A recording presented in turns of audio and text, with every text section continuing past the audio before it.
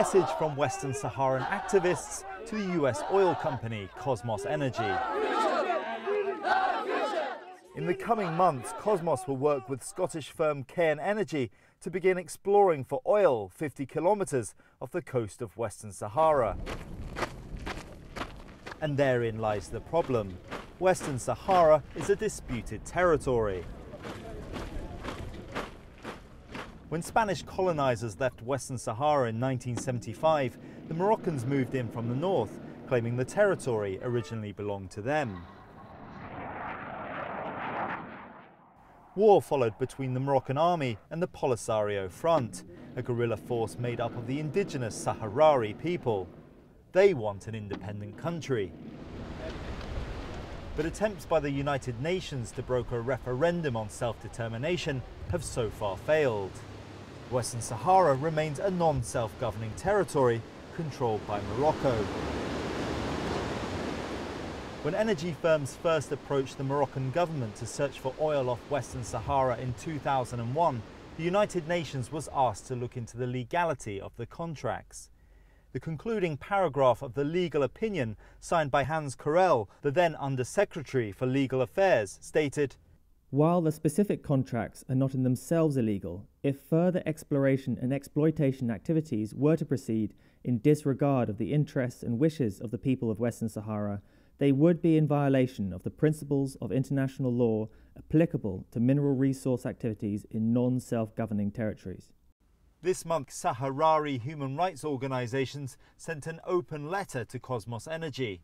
They accused Kosmos of ignoring them, choosing instead to speak to groups and individuals appointed by the Moroccan government. So I had planned to travel to Western Sahara to meet representatives of the Sahrawi people, but was denied access by the Moroccan authorities.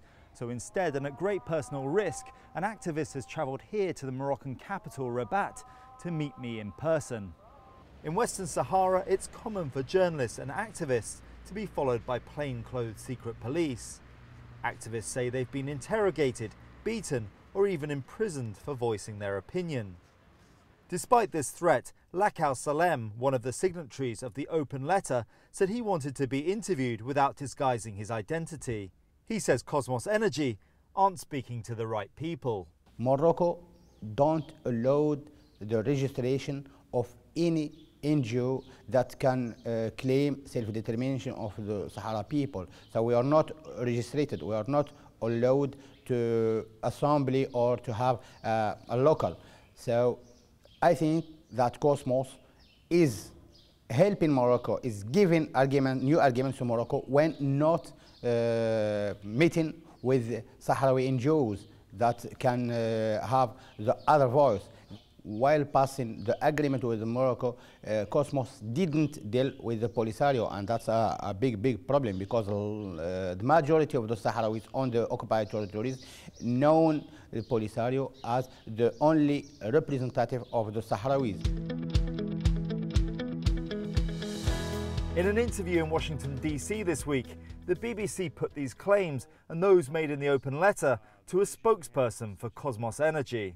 We have not had direct conversations with many of the groups on that letter. Many of the groups on that letter are focused on the issue of self-determination, independence, and the political side of this whole issue. We have received that letter, and we intend to respond to that letter as we respond to all stakeholders who reach out to us.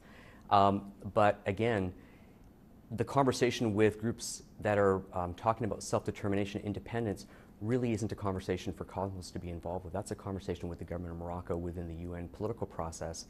Again, what we're trying to do is create economic development in the region, which can proceed on a parallel path, such that when there is a final determination on self-determination or independence, what we've done is try to contribute to the livelihood of the people on the ground.